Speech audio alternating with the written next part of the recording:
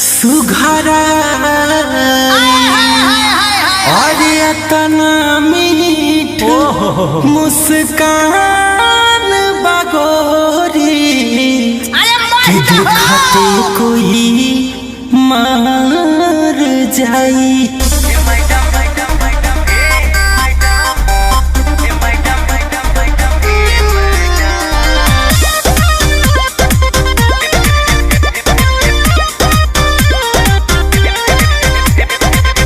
पीछे डोलो ना मन मेरा टटोलो ना करूँगी FIR अब तुम उल्टा सीधा बोलो ना।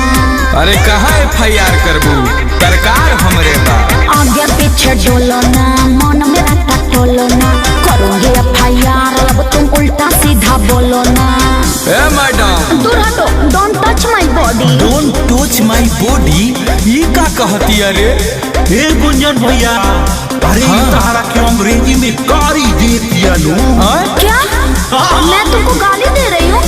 अरे मैं तो ये कह रही हूँ कि मेरे बॉडी को मत छुओ। अरे तो फ्री में थोड़े छुएंगे तो बेटा न देहिया तो बाई ले लिहा।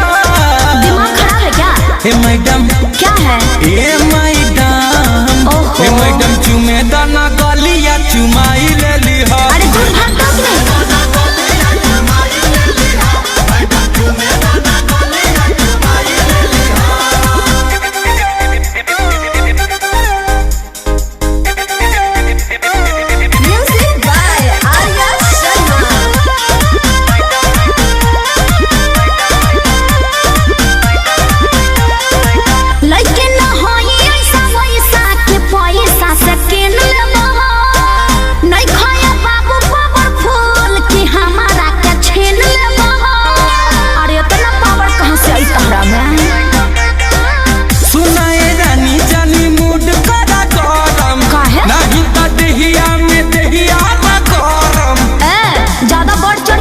समझा ना?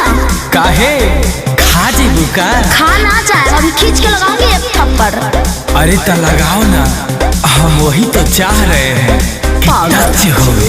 साफ थेथरे हो का एकदम से छुछुंदर। हाँ हाँ हाँ करी रिएक्शन का दवाई ले लिहा। ए मैडम हटो होने। ए मैडम ए मैडम चुमे दाना गालिया चुमाई ले लिहा। फिर क्या होगा?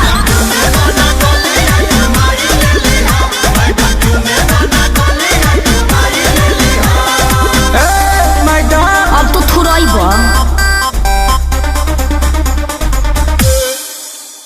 तू लुच्चा है लफंगा है तेरा रोज रोज का धंधा है यूं रगड़ रगड़ कर चलता है लगता है साला अंधा है।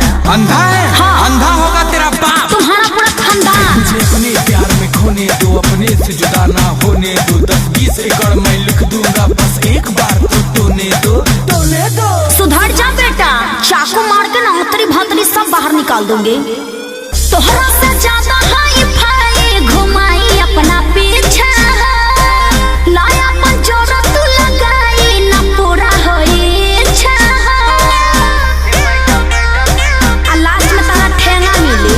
अनमोल गुंजन से ना होता बड़ा दास हो तो जनी छछा नावा कनिया हवा ना पास हो। अच्छा घास डाल रहा है तू? घास? अरे घास नहीं डाल रहे मैडम, तो ये दूसरा चीज है। क्या है? खाइएगा तो मन ताजा हो जाएगा।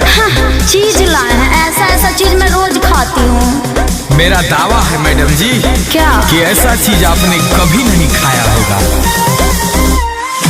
मुँह मीठा कर दे मिठाई ले लिहा। मैडम इडियट साला। मैडम चुमे दाना गलिया चुमाई ले